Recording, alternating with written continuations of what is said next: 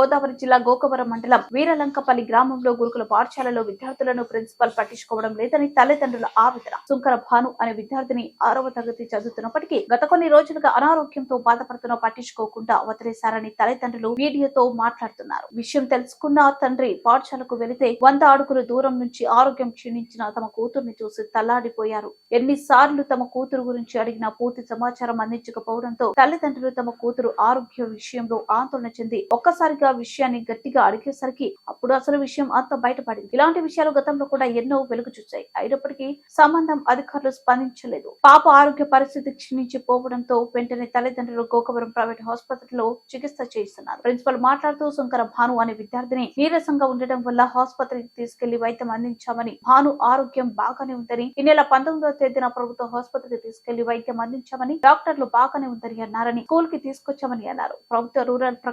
ప్రభుత్వం రూల్ ప్రకారం ఏమి విద్యార్థికైనా ముందుగా వైద్యం అందించి తల్లిదండ్రులు తెలియజేస్తామని ప్రిన్సిపల్ అన్నారు. మేరకు మా పాపను పంపండి అని ఆవిడ లెటర్ ఇవ్వడం జరిగింది. ఆ లెటర్ ప్రకారం మనకి కూడా పిల్లలు ఆరోగ్యం బాగోపోతే ఇంటికి పంపకూడదని ఉంది.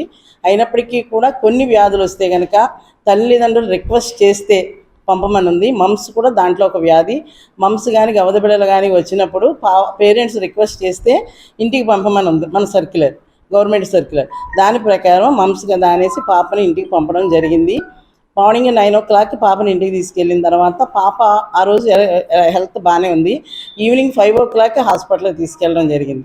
అప్పటి నుండి కూడా మా హౌస్ మేడము, అదేవిధంగా హెల్త్ సూపర్వైజర్ గారు ఎవ్రీడే ఇంటికి వెళ్ళి పాప ఆరోగ్యం ఎలా ఉందని చూడటం, పాప ఏమీ తినడం లేదు అంటే మా వాళ్ళే దగ్గరుండి మిల్క్ అవి తాగించడం రావడం జరిగింది.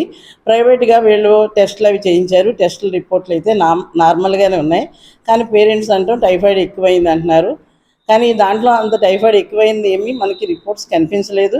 అయినప్పటికీ ఈరోజు గ్రామస్తులను తీసుకువచ్చి అడగడం జరిగింది. వాడికి జరిగిన విషయం అంతా చెప్పడం జరిగింది.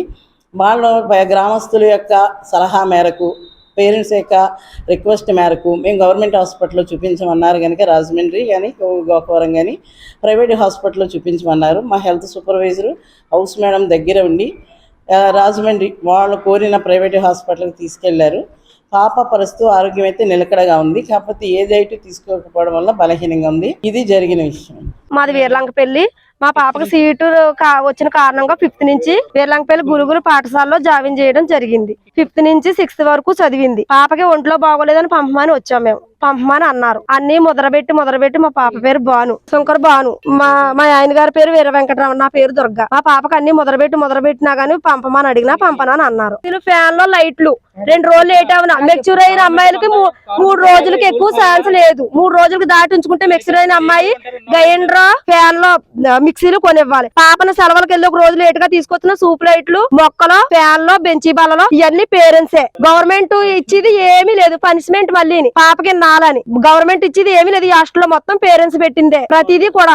ఫుడ్ కూడా అసలు బాగుంటలేదు. వాళ్ళు ఇష్టాసారంగా వండేస్తున్నారు, పెట్టేస్తున్నారు. ఆ ఫుడ్ కూడా పిల్లలు తింటలేదు. పిల్లలందరూ అదొక రకంగానే ఉన్నారు.